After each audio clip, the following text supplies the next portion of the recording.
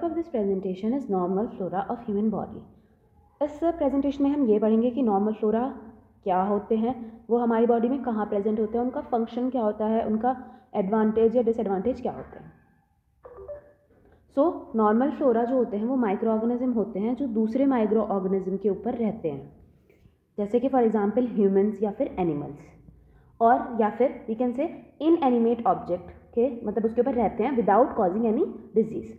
ये वो mixture of organism होता है जो रेगुलरली फाउंड होते हैं एट एनी एनाटॉमिकल यानी कि इनसाइड बॉडी साइड पर, उसे हम नॉर्मल फ्लोरा कहते हैं। इनको हम इंडिजीनियस माइक्रोबायोटा भी बोलते हैं। इनके अंदर कुछ यूकैरियोटिक फंगाई आती हैं, प्रोटिस्ट आते हैं, बैक्टीरिया आते हैं, are the most numerous and obvious microbial component जो कि नॉर्मल फ्लोरा के अंदर आते हैं।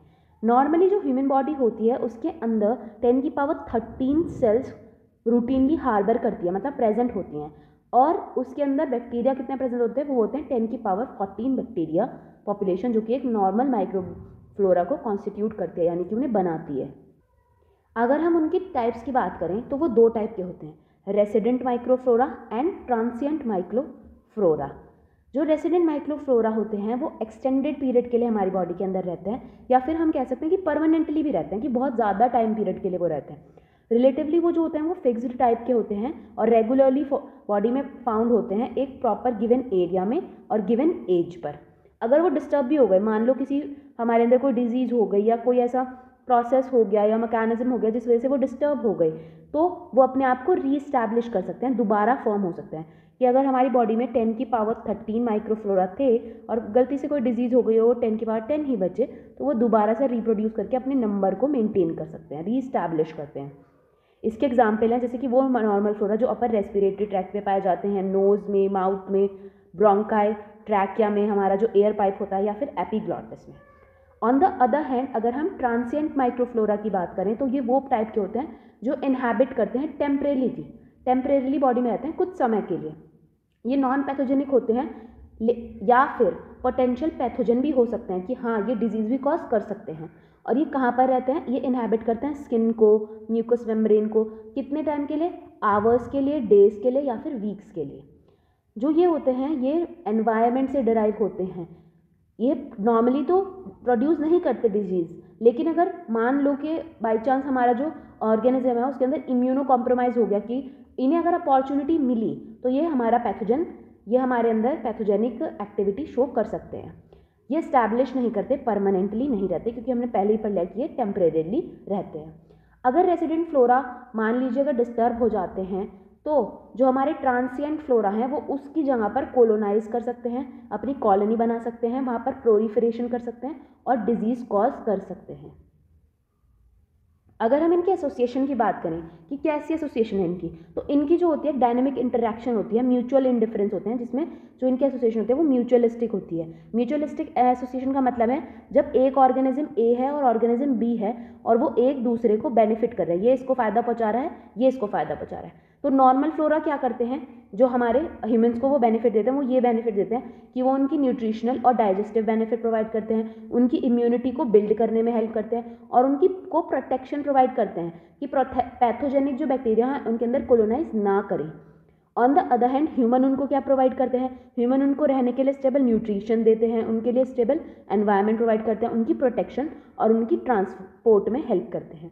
कुछ नॉर्मल फ्लोरा जो होते हैं वो म्यूचुअलिस्टिक रिलेशनशिप करते हैं। कुछ ऐसे माइक्रोफ्लोरा होते हैं जो पैरासिटिक भी होते हैं।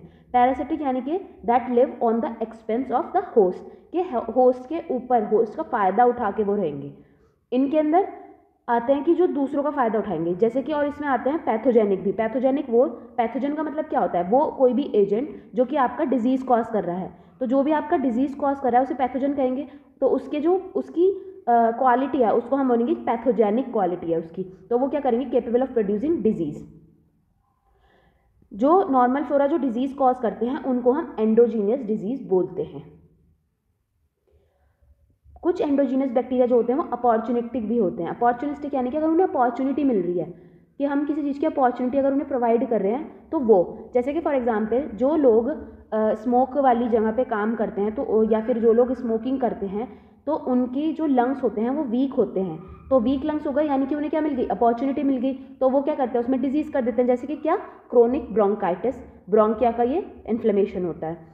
कभी कभी जो वो नॉर्मल फ्लोरा होते हैं वो कॉमेंसल रिलेशनशिप भी दिखाते हैं कि वो रहते हैं, ना तो उनका कोई एपरेंट बेनिफिट होता है और ना ही वो हार्म पहुंचाते हैं ज़्यादा।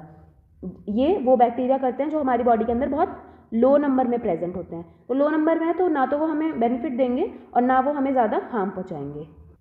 Now characteristics of normal flora. सबसे पहली जो करेक्टरिस्टिक होती है इनकी वो होती है टिश्यू स्पेसिफिसिटी। कुछ नॉर्मल फ्लोरा जो होते हैं वो एक स्पेसिफिक टिश्यू पे ही ग्रो करते हैं। ये एक फेनोमेना शो करते हैं टिश्यू ट्रॉपिज्म, यानी कि ये उस टिश्यू को ज़्यादा प्रेफरेंस देंगे ग्रो करने के लिए।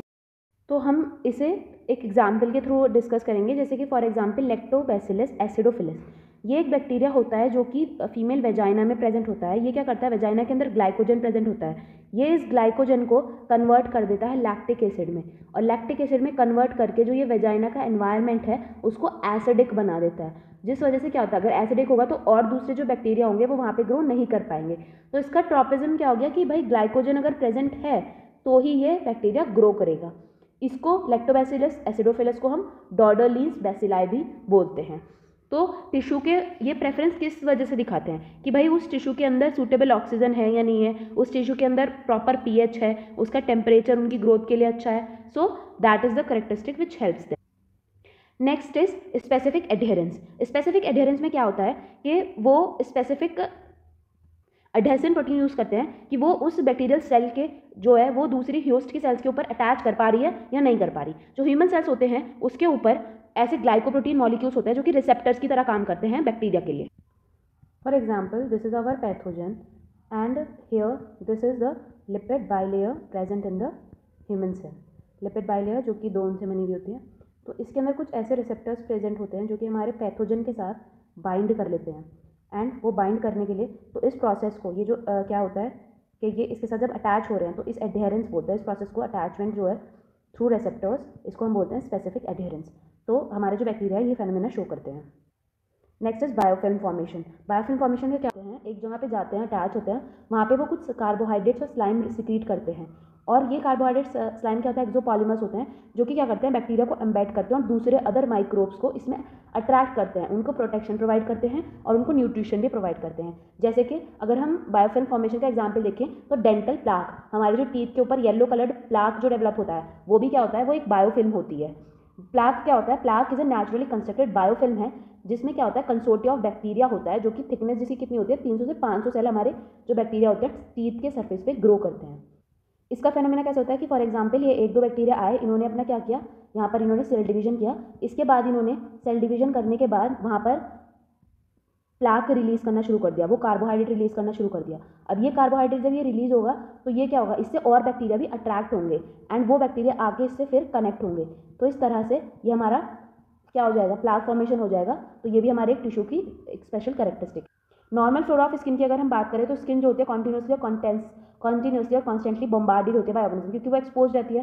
तो density and composition of the normal flora जो स्किन होती है वो एनाटॉमिकल लोकेशन के हिसाब से वेरी करती रहती है। अगर हमारी खुली स्किन है, जैसे कि हमारी फोर आर्म की स्किन है, वो ओपन है तो वहाँ पे हमारा क्या है, मॉइस्चर कम है तो वहाँ कम ग्रोथ होती है। लेकिन जो हायर मॉइस्चर वाले एरिया होते हैं जैसे कि एक्जिला, ग्रॉइन एरिया जो कि आपके टोज के बिटवीन में होता है, वहाँ पे ज़्यादा बैक्टीरियल डेंसिटी होती है as compare to free area. Most bacteria जो होते हैं वो स्वेट ग्लैंड्स के अंदर भी सीक्वेस्टर हो जाते हैं। स्किन के जो इंपॉर्टेंट माइक्रोब्स होते हैं वो होते हैं Gram positive bacteria, example staphylococcus, micrococcus, corynebacterium like propionibacterium शर्मानी।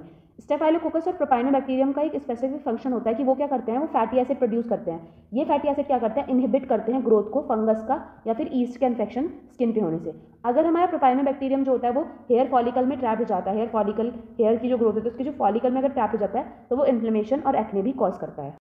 Third is the normal flora of oral cavity. हमारी ओरल कैविटी में कौन कौन से होते हैं, हमारी जो सलाइवा है, सलाइवा के अंदर भी प्रेजेंट होते हैं एक इंपॉर्टेंट लाइजोजाइम प्रेजेंट होते हैं। ओरल बैक्टीरिया जो है वो है स्ट्रेप्टोकोकस, स्टेफाइलोकोकस एंड कॉर्निबैक्टीरियम। और इसके अलावा सबसे ज़्यादा पाया जाता है स्ट्रेप्टोकोकस सलाइवेरियस जो कि एक डोमिनेंट है। इरप्शन ऑफ टीथ इसका एक वो भी है कि डिजीज होती है। स्ट्रेप्टोकोकस म्यूटेंट्स क्या करते हैं, टीथ का इरप्शन कराते हैं। ओरल फ्लोरा जो होते हैं वो एंटागोनिज्म शो करते हैं against non indigenous species bye production of inhibitory substances. Antagonism यानी कि दूसरे जो बैक्टीरिया हैं उनकी ग्रोथ को ये स्टॉप करते हैं by production of fatty acid, peroxides and bacteriocins. क्या होते हैं? बैक्टीरियोसिंस जो होते हैं वो एजेंट्स होते हैं जो कि बैक्टीरिया को किल करते हैं। कंजक्टिवा की अगर बात करें तो हमें पता है हमारी आंखों में टीयर्स आते रहते हैं, तो ये टीयर्स क्या करते हैं? क्लीनिंग का काम करते हैं। बार बार हमारी बॉडी, हमारी आंखें जो होती हैं वो ब्लिंक करती रहती हैं, ये ब्लिंकिंग भी वाइप कर देती हैं, हर एक उसमें वॉशिंग का फेनोमेना शो करती हैं। उसके बाद हमारे लेक्राइमल सिक्रीशन जो होती है टीयर्स, उनके अंदर लाइजोजाइम भी होते हैं जो कि बैक्टीरिया को किल करते हैं। जो न्यू बॉर्न्स होते हैं बच्चे, वो ज़्यादा प्रोन होते हैं बैक्टीरियल इन्फेक्शन के लिए। क्यों? क्योंकि वो क्या होता है, मदर की बर्थ कैनाल से पास होते हैं, और बर्थ कैनाल से पास होते थ्रू बर्थ कैनाल के अंदर तो बैक्टीरिया प्रेजेंट होते हैं, इसलिए उनके चांसेस होते हैं कि उनको क्लेमाइडिया और निसेरिया जैसे इन्फेक्शन के चांसेस होते हैं। इसीलिए डॉक्टर उन्हें सिल्वर नाइट्रेट देते हैं या फिर एंटीबायोटिक देते हैं बच्चों के अंदर, जिससे कि उनके अंदर ये इन्फेक्शन ना हो। रेस्पिरेटरी ट्रैक्ट की अगर नॉर्मल फ्लोरा की बात करें तो नसल हमारी नोज़ के अंदर जो प्रेजेंट होते हैं वो staphylococcus epidermis, Corynebacterium and staphylococcus aureus भी होता है। हेल्दी साइनसेस जो होते हैं वो स्टेराइल होते हैं, उनके अंदर कोई बैक्टीरिया नहीं होता। और अगर गलती से हमारा जो कोई भी बैक्टीरिया है लोअर रेस्पिरेटरी ट्रैक्ट में चला भी जाता है तो वो स्वेलिंग के थ्रू या कफिंग के थ्रू या फिर स्नीजिंग के थ्रू हमारा जो म्यूकोसीलरी ब्लैंकेट होता है वो उसे बाहर फेंक देता है, अपवर्ड की तरफ, अप की तरफ। अगर हम normal flora of gastrointestinal tract की बात करें तो ह्यूमन के अंदर डिफरेंट कंपोजिशन होती हैं जीआई ट्रैक्ट के अंदर। ईसोफेगस के अंदर जो बैक्टीरिया होते हैं, ईसोफेगस के अंदर सिर्फ वो बैक्टीरिया होते हैं जो कि हम सलाइवा या फिर खाने के थ्रू अंदर जाते हैं। क्यों? हमारी गैस्ट्रिक जूसेस क्या होता है, हमारी बॉडी के अंदर हाई एसिडिटी होती है, देयरफॉर बहुत कम बैक्टीरिया ही होते हैं जो कि उसके अंदर ग्रो कर पाते हैं स्टमक के अंदर। हेलिकोबैक्टीरियल पायलोरी जो है एक बैक्टीरिया है जो कि गैस्ट्रिक अल्सर्स कॉज करता है हमारी बॉडी के अंदर, या फिर डिओर्डिनल कैंसर। एट द बर्थ के टाइम पे जो बच्चे होते हैं उनकी इंटेस्टाइनल ट्रैक्ट जो होती है स्टेराइल होती है, उसके अंदर कोई बैक्टीरिया नहीं होती। और फर्स्ट बैक्टीरिया की जो एंट्री होती है वो होती है मदर्स के मिल्क के थ्रू, ब्रेस्ट फीड के थ्रू। जो ब्रेस्ट फीड होती है उसकी जो कंपोजिशन होती है उसके अंदर जो बैक्टीरिया एंटर करते हैं 90% जो होते हैं वो बाइफोडो बैक्टीरियम होते हैं। एंटीरोबैक्टीरियसी वाले से बिलोंग करने वाले बैक्टीरिया एंड एंटेरोकोकस बैक्टीरिया होते हैं स्मॉल प्रोपोर्शन में। अगर हम ब्रेस्ट फीड की जगह पर काउ मिल्क लेंगे तो उसके अंदर बाइफोडो बैक्टीरियम नहीं होते, दूसरे बैक्टीरिया होते हैं। इसीलिए बोला जाता है कि ब्रेस्ट फीड जो होता है एक बच्चे के लिए इम्यूनिटी डेवलप करने के लिए बहुत इंपॉर्टेंट होता है। यूरोजेनिटल ट्रैक्ट के नॉर्मल फ्लोरा की अगर हम बात करें तो उसमें सबसे पहले ऑलरेडी एग्जाम्पल पढ़ लिया लैक्टोबैसिलस एसिडोफिलस का, जो कि ग्लाइकोजन को यूज़ करके लैक्टिक एसिड प्रोड्यूस करता है और लोअर पीएच कर देता है। और जो दूसरे बैक्टीरिया होते हैं एंटीरियर यूरिथ्रा के अंदर वो होते हैं staphylococcus epidermidis, enterococcus faecalis and some alpha haemolytic streptococci. जो हमारा यूरोजेनिटल ट्रैक्ट होती है यूरिन के थ्रू, ऐसे कि हर एक फ्यू आवर्स में हम यूरिन फ्लश आउट करते हैं, उसके थ्रू वो स्टेराइल होता है, स्टेराइल मेंटेनेंस करते रहते हैं। माइकोबैक्टीरियम स्मैग्मेटिस एक हार्मलेस कोमेंसल है जो कि स्मैग्मा में पाया जाता है जेनेटेलिया के both men and women. During pregnancy कौन से बैक्टीरिया का इंक्रीज होता है? स्टेफाइलोकोकस एपिडर्मिस का, डोडरलिन्स बैक्टीरिया का एंड ईस्ट का। अब अगर हम बात करें कि उनके बेनिफिशियल, उनके एडवांटेज क्या हैं, उनके होने का कुछ फ़ायदा तो हो हमें, तो उनके होने का हमें ये फ़ायदा होता है कि वो हमारी बॉडी के अंदर क्या करते हैं, विटामिन का प्रोडक्शन करते हैं। कुछ एंटेरिक बैक्टीरिया यानी कि स्टमक में पाए जाने वाले विटामिन के और विटामिन B12 का प्रोडक्शन करते हैं। कुछ lactic acid bacteria vitamin B produce करते हैं। वो प्रिवेंट करते हैं कॉलोनाइजेशन ऑफ पैथोजन। प्रिवेंट मतलब रोकते हैं किसी भी पैथोजन का जो कि डिजीज कॉजिंग होते हैं उनकी कॉलोनी ना बने। एंटागोनाइज करते हैं यानी प्रिवेंट करते हैं ऑब्वियसली। वो कैसे? By producing fatty acid, peroxides and specific bacteriocins जो कि बैक्टीरिया को किल करती है या फिर उनकी ग्रोथ को इनहिबिट करती है। वो नेचुरल एंटीबॉडीज़ बनाते हैं हमारी बॉडी के अंदर और हमारी इम्यूनिटी डेवलप करते हैं। वो डेवलपमेंट कराते हैं सर्टेन टिश्यूज़ का, जैसे कि caecum, the lymphatic tissue, pairs patches जो कि जीआई ट्रैक्ट में होते हैं। इम्यूनोलॉजिकल, वो भी हमारी इम्यून को ही इंक्रीज करती है। अगर हम इसके हार्मफुल इफेक्ट की बात करें जो कि अपॉर्चुनिटी के हिसाब से ही होता है, तो कुछ बैक्टीरिया जो होते हैं वो बैक्टीरियल सिनर्जिज्म शो करते हैं। इसमें क्या आता है, एक इंपॉर्टेंट वो आता है क्रॉस फीडिंग। क्या करते हैं कि बैक्टीरिया अपना फ़ायदा दूसरे को भी दे रहा है, इसे कुछ फ़ायदा है तो ये इसे भी प्रोवाइड कर रहा है। जैसे कि इसका एग्जाम्पल है स्टैफ प्रोटेक्टेड इन्फेक्शन। इसमें क्या होता है, स्टेफाइलोकोकस बैक्टीरिया जो होता है वो रेजिस्टेंट होता है पेनिसिलिन के, कि अगर हम पेनिसिलिन एंटीबायोटिक डाल भी रहे हैं तो वो उसकी प्रेजेंस में भी ग्रो करेगा। एंटीबायोटिक यानी कि उस एंटीबायोटिक का उसके ऊपर कोई असर नहीं होगा। तो ये क्या करता है, अपना ये रेजिस्टेंस शेयर करता है कुछ ऐसे पैथोजन के साथ जो ससेप्टेबल है। ससेप्टेबल यानी कि अगर हम पेनिसिलिन उनके ऊपर डालेंगे तो वो मर जाएंगे, लेकिन स्टेफाइलोकोकस अपनी उसके साथ एबिलिटी शेयर करता है और वो पेनिसिलिन के प्रेजेंस में ग्रो करते हैं। कॉम्पिटिशन होना, ये क्या करते हैं, हमारा जो होस्ट का न्यूट्रिशन है उसे चोरी कर लेते हैं। कुछ जो बैक्टीरिया होता है वो टॉक्सेमिया कर देते हैं। टॉक्सेमिया यानी कि टॉक्सिन्स का प्रोडक्शन कर देते हैं हमारी बॉडी के अंदर, जो कि हमारे अंदर डिजीज कॉज करता है। कुछ जो होते हैं वो एजेंट ऑफ डिजीज होते हैं, डिजीज भी कॉज करते हैं, एंडोजीनस डिजीज जो कि हमने पढ़ लिया। अगर हम इनकी डिजीज़ की बात करें कि कौन सी डिजीज़ करते हैं, तो डेंटल प्लाक, टीथ के ऊपर जो प्लाक का फॉर्मेशन होता है, अगर वो ज़्यादा हुआ तो वो क्या होगा, वीक अटैचमेंट होगा स्ट्रेप्टोकोकस सेल्स का टू द सलाइवरी ग्लाइकोप्रोटीन, एक पेलिकल लेयर होगी, तो वो हमारे सरफेस ऑफ टीथ के लिए अच्छी नहीं होती dental plaque. Second, dental caries. Caries में क्या होता है, जो हमारा इनेमल होता है टीथ का अपर लेयर जो होती है वाइटिश लेयर या फिर सीमेंटम अंदर वाली लेयर, उनका डिस्ट्रक्शन करता है बैक्टीरियल एक्टिविटी की वजह से, जिस वजह से, और जो ये हमारा प्लाक होता है ये क्या करता है, लैक्टिक एसिड प्रोड्यूस करता है जो कि हमारे टीथ को डीमिनरलाइज करता है, यानी कि जो तोड़ देता है।